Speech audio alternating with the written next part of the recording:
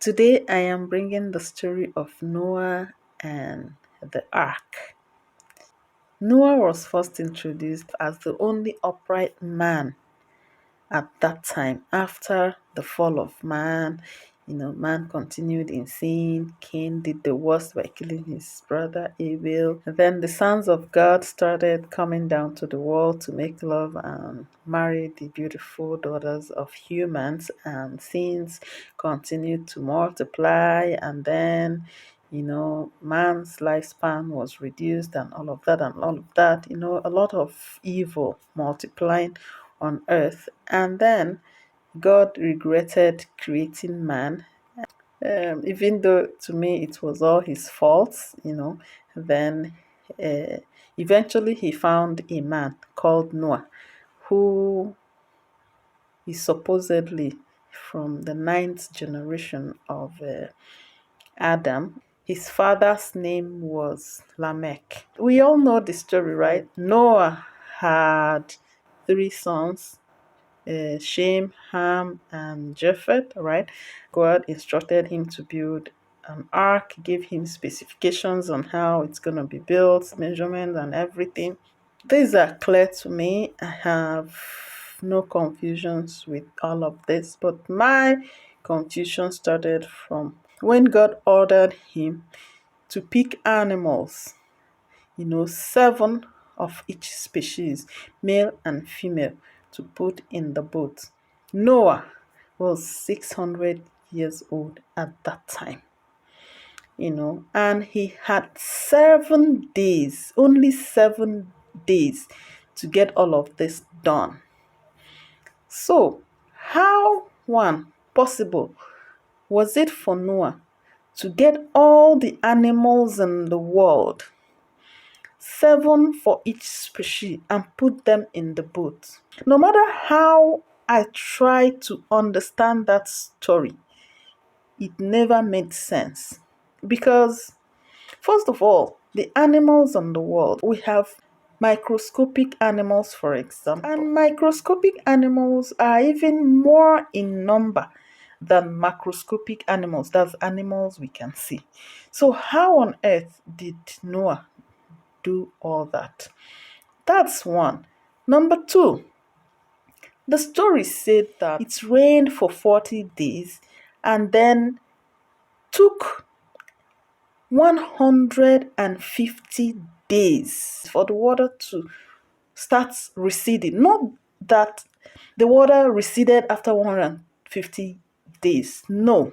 It rained 40 days, then add it to 150 days. Okay? And then that was when God remembered Noah and the people in the ark, and then decided to shut the floodgate of heaven or whatever.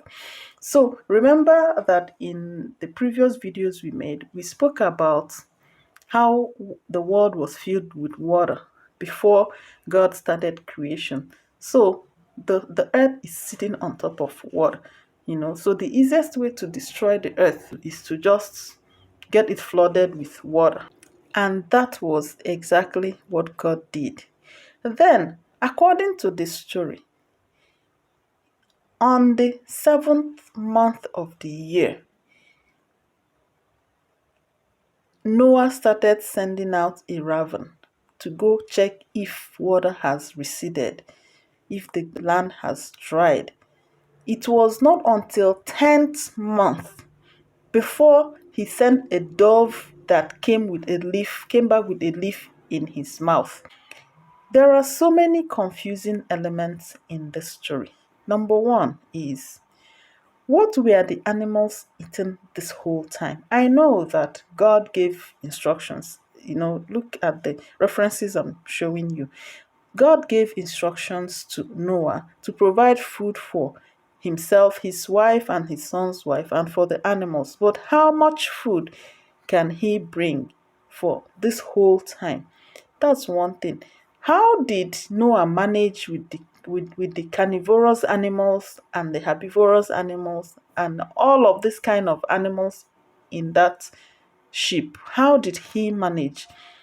Were the lions not trying to eat the other animals? Maybe he built cages, right? Maybe he built cages in the ark and put the dangerous animals in the cage, the snakes and all of these ones, and was feeding them with what? Their fellow animals. I don't know. Of course, they were cooking in the ship because even the ship of the modern days, we cook in them. So probably they had enough to cook, right?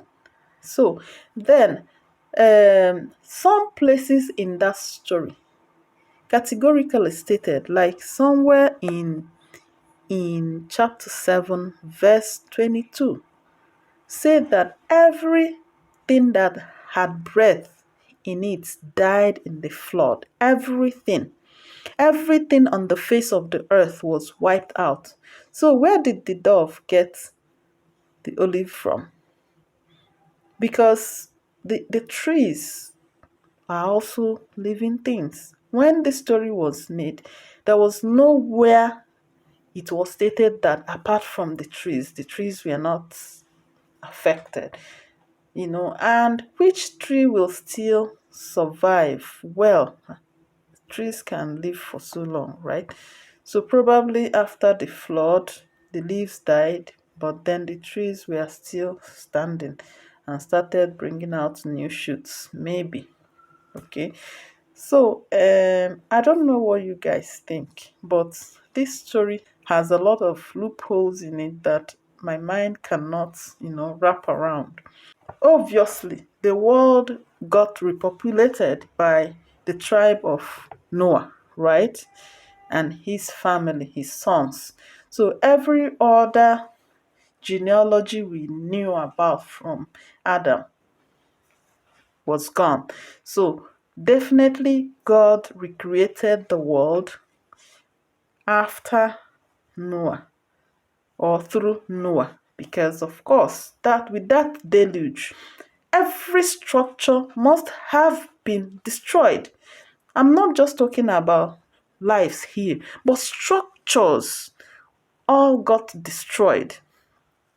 So, meaning that God recreated the world after the first world was destroyed by water. God even swore, let me get to that. God even swore in chapter 8, never again will I curse the ground because of humans.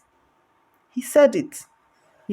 Never again will I destroy all living creatures as I have done now. So he had destroyed everything. So he really started recreating everything.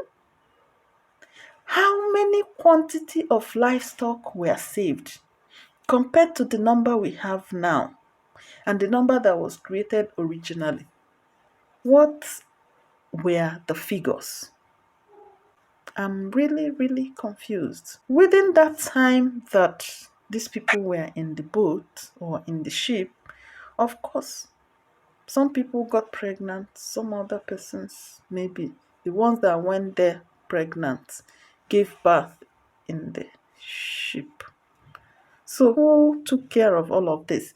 According to that story, no other human agreed or followed in the ship, accepted to be saved, apart from Noah and his three sons and their wives only.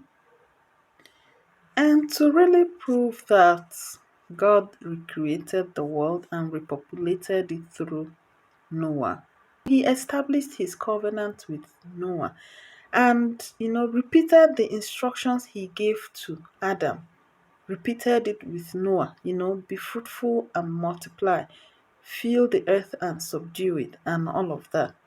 That to me was where God had an opportunity to make things right that he didn't consider the first time, or the mistakes that he made when he made Adam and gave him the free will to make choices and then he chose wrongly.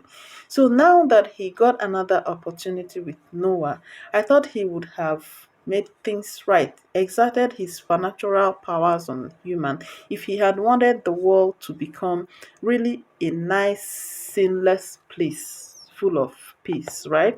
He would have removed the evil heart of men or their evil instincts and just keep man liberated, free of evil thoughts and ability to act in an evil way, right? And there won't be the possibility of making wrong choices that are landing us in the problems that we are today. So, is it that we are one and equal with God in that He cannot control us? I don't know, because even after He did this, destroyed the world, repopulated it with Noah, established covenant with him and all of, gave new instructions. Did he stand? It didn't stand.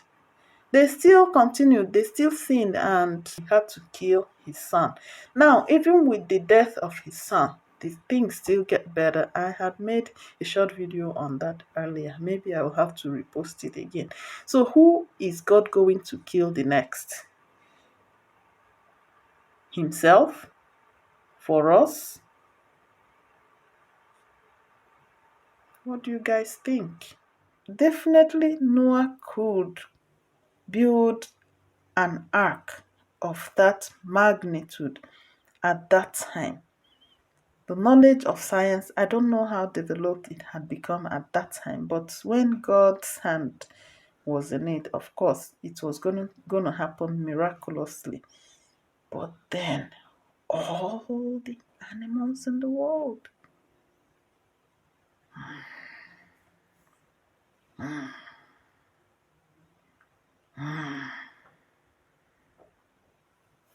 Okay.